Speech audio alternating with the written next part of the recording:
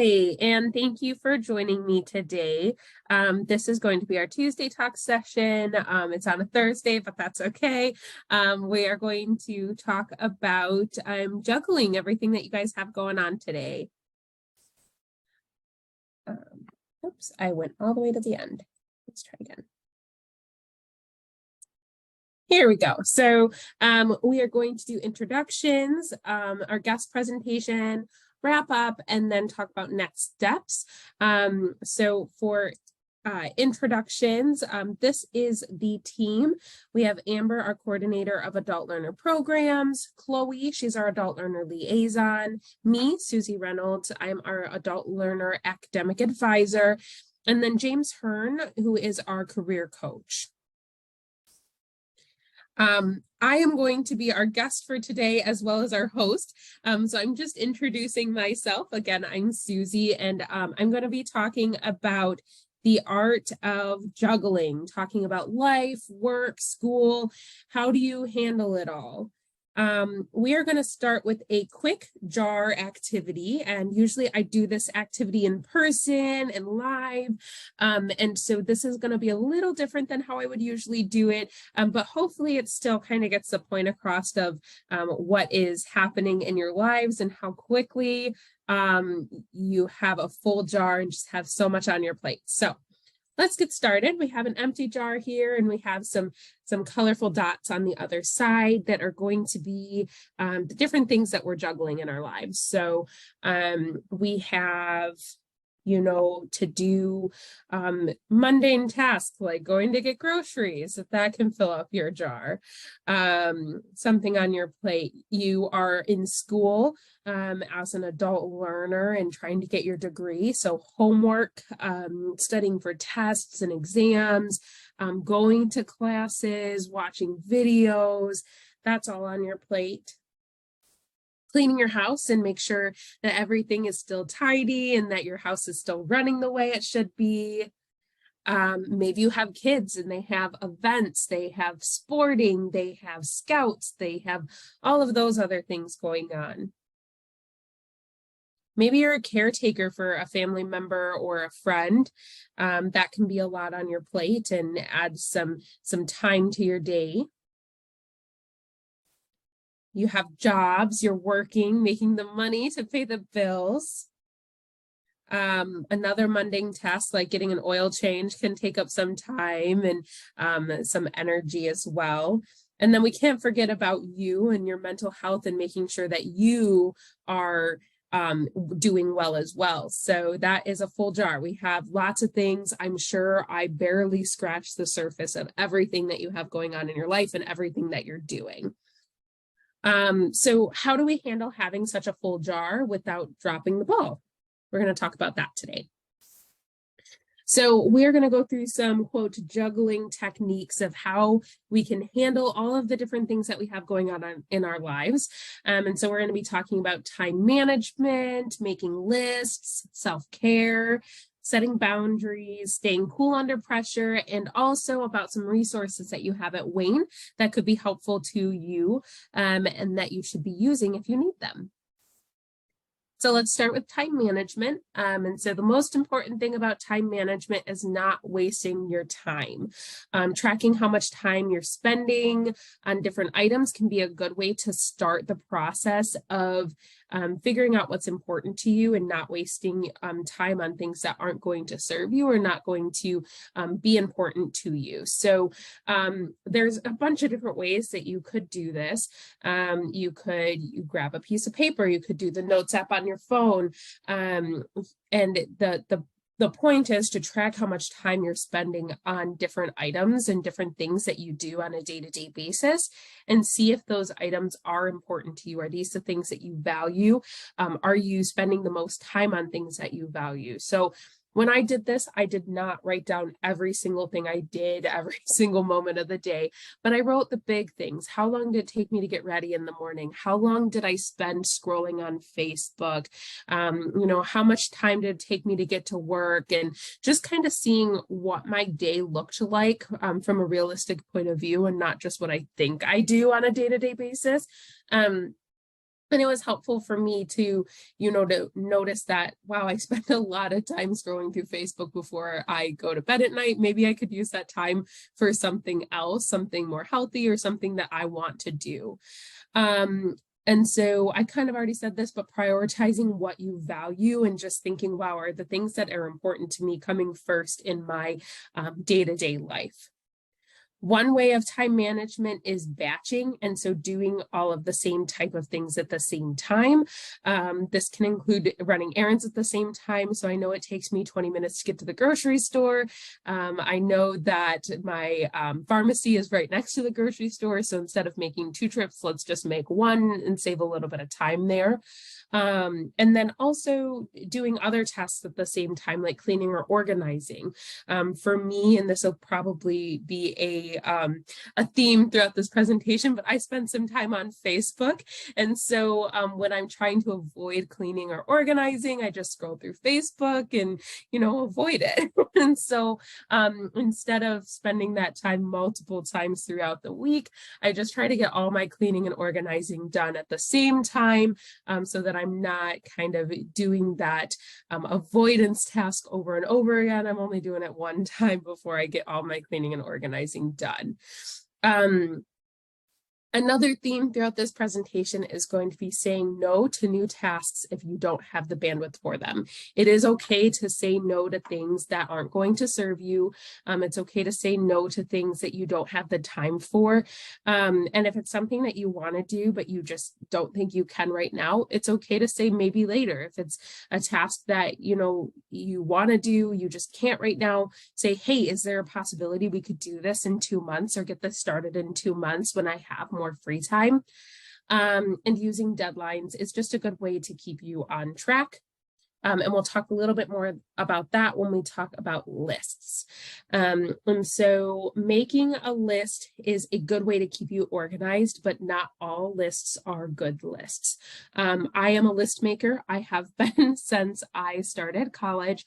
It helps me keep on track. It helps me pay attention to what I need to get done. I actually make different lists for different things I have going on. So I would have like a homework list, a work list, a groceries list, a cleaning list, those types of things, so that I'm able to keep track of what needs to get done and kind of what area of my life those things are in. And so I have been making lists for a lot of years. If you're new to making lists, I kind of have 5 things that we have on our Study Skills Academy, which I'll talk a little bit about later. But there's 5 things of good ways to start making lists here. So the first thing is write a list of things you would like to accomplish or need to complete in the next week. Now, if this seems like a daunting task, you can always start on a smaller scale. Maybe start with the things I want to get done in the next 2 days or the next 3 days. And just kind of, if you put it on a smaller scale, it might not be as big of a task, and it might be easier to get done.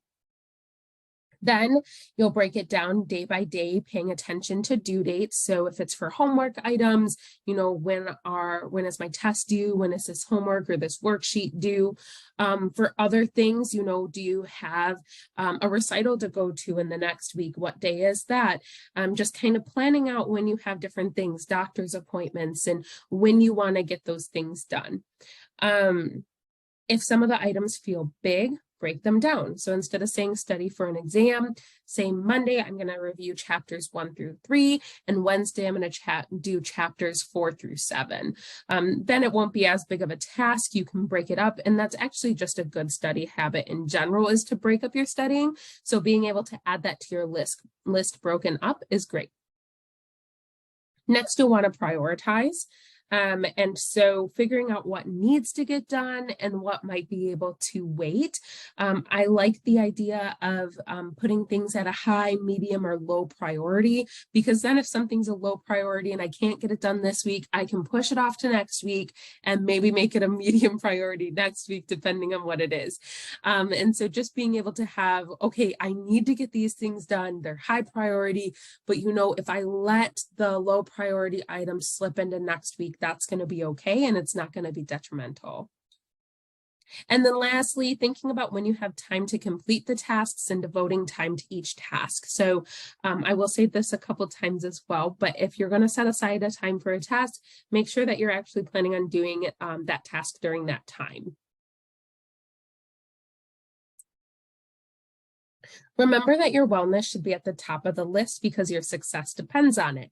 And so that is super important. I want to say it again. Remember that your wellness should be at the top of the list because your success depends on it. If you're not doing well, you're not feeling well, you aren't, mentally prepared to do whatever's going on, you're not going to be able to do the best that you can. And so it's important to put yourself first in some situations, make sure that you're ready to take on what you're taking on. And so some strategies for staying cool under pressure, taking care of yourself, stress management are these 9 strategies I have listed here. And so just quickly going through what those strategies are and what they mean. The first one is reframing. And so this is a mental activity that involves looking at a stressful situation or a negative situation and putting it in a realistically and honestly positive or neutral way. So instead of saying, wow, I have to do this test tomorrow, I'm dreading it, say, after I do this test tomorrow, I am halfway done with the semester. So that's awesome and that's exciting to be halfway done. Or instead of saying, I have to cook dinner, I get to cook dinner. I have the resources and the place and the energy to be able to cook dinner. Improving your planning. This goes along with the lists and just making sure that you have, stuff planned out ahead of time, making sure that you're not losing anything. An important part of improving your planning is making sure that you know what's going on so that you don't have surprise stressors. Learning relaxation, taking a moment to breathe, finding a video or a sound. They have lots of different apps now that can help you just take 3 to 5 minutes to just relax and take some time for yourself. Affirming your values is important. And so just thinking about what you value and how the stressful event that you might be going into is going to affirm that value and help you reach a goal. And so let's go back to the test scenario. You're going into a test, instead of saying, wow, I'm really stressed about this test. After I'm done with this test, I will be done with this class. And that's one step closer to graduation. So just kind of putting it in that positive light, reframing it and making it affirm what you are valuing, what your goals are.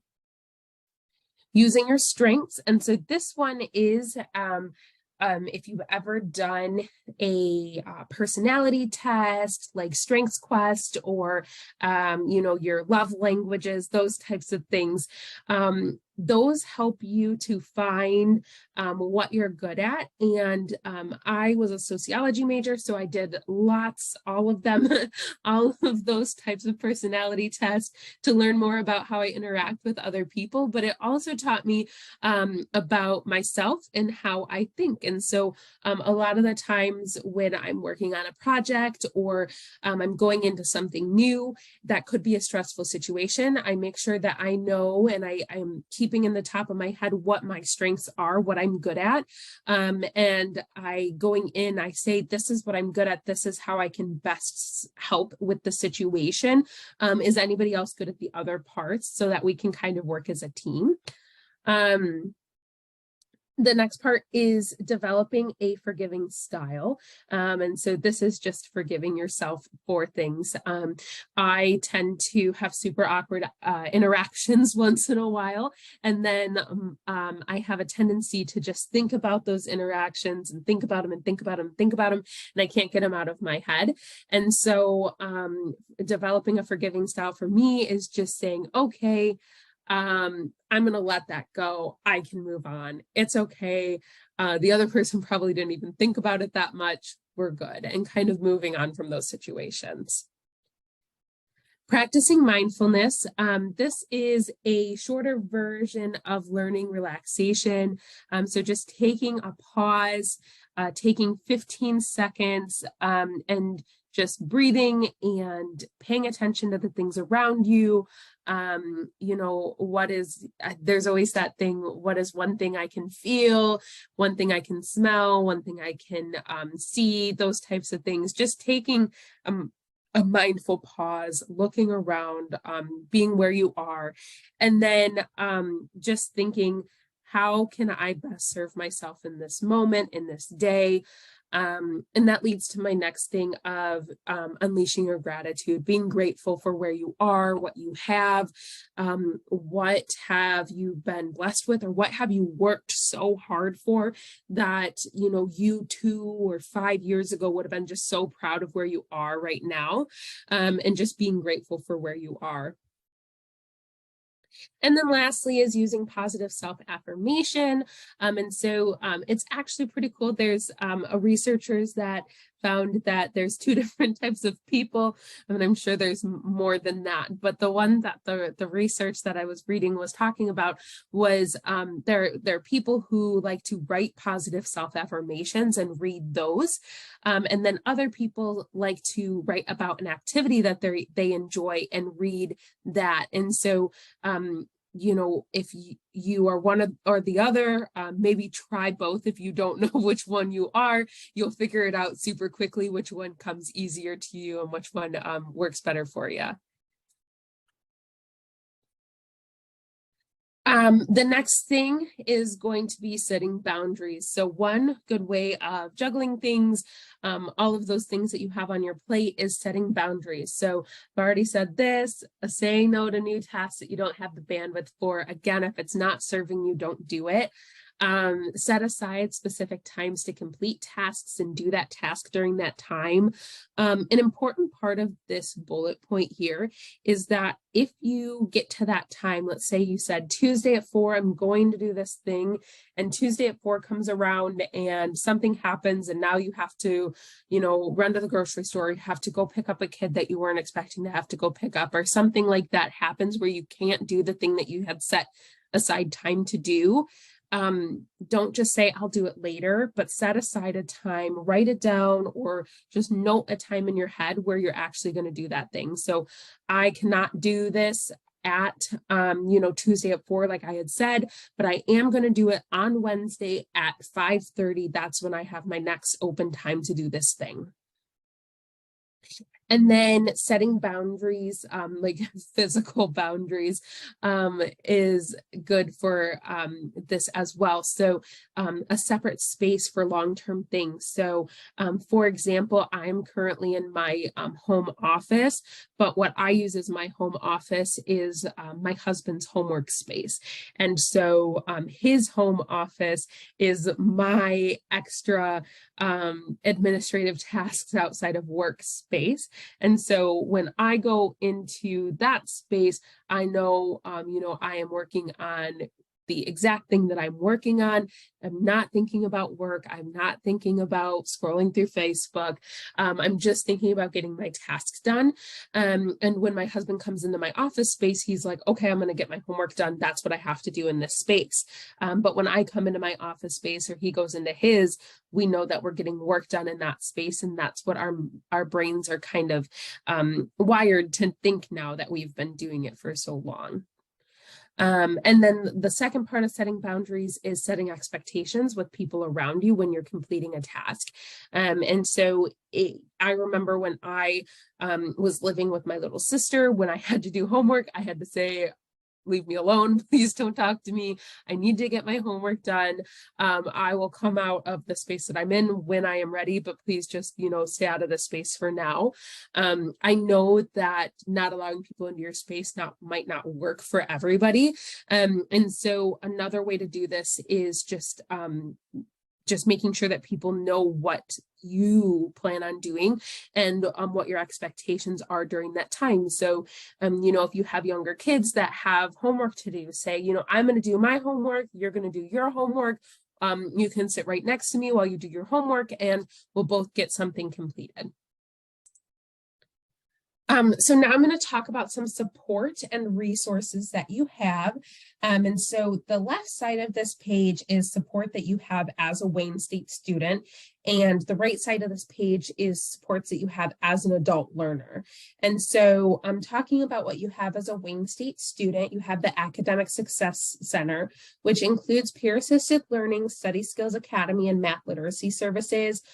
Study Skills Academy, you can actually get a Canvas course for where you can go through all of their very helpful, they have videos in there, they have worksheets in there. If you are really interested in the list portion of this, they do have lists that are already made. Like there's a piece of paper that already has all the sectioning out for your list, and all you have to do is write in the items that you want to get done or that you need to get done. So that's very helpful, and I definitely suggest you use that.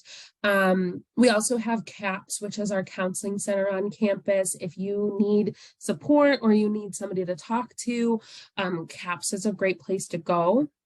We have student disability services, which some people think that disability services are just for people with physical disabilities, but they actually support people with all different types of disabilities. And so if you have test taking anxiety or ADHD or something where you just need extra support, go to them, talk to them about it, and they'll be able to tell you how they can help you. And then we also have the Writing Center. So if you've written a paper and you just want somebody to go over it and just talk to you about it, you can go to the Writing Center. And then our adult learner resources, we have Tuesday Talks, which you already know about. This is it. It's every Tuesday, except for a special session today that's on Thursday. But every Tuesday, we have somebody come in and talk about something. So we have next week, we have career services. We have financial aid come in. We're going to have the library come in soon. So just different items, different things, different support systems that might help you. We have Coffee with Chloe every Wednesday, where you can come and talk with Chloe, enjoy some hot coffee, tea, hot chocolate, or just water, and have a snack and just talk to Chloe about the resources that we have, or just hang out with her, whatever you want to do there. I send out a newsletter weekly every Monday that talks about different things that are going on the campus that you might want to know about or just be aware of. We have our Adult Learner Lounge. That is where Coffee with Chloe happens, but we have other things going on there too. We do have 3 computers that students can use. All of them have video camera access. So if you need to log into a class in there, you can do that. You need a quiet place to study, you have your place. It also has a pencil pantry if you need anything from there. And we are all usually around that area if you have questions or need extra support. And we have supplemental advisors, which are people like me who are just here to help you and make sure that you have the information that you need. So thank you for coming today. I want you to know that juggling everything, it can be stressful. You have a lot on your plates and it is totally okay to be stressed by that. But it is possible just using the steps that we talked about today. And part of those steps is saying no to things that you can't juggle. Thank you so much.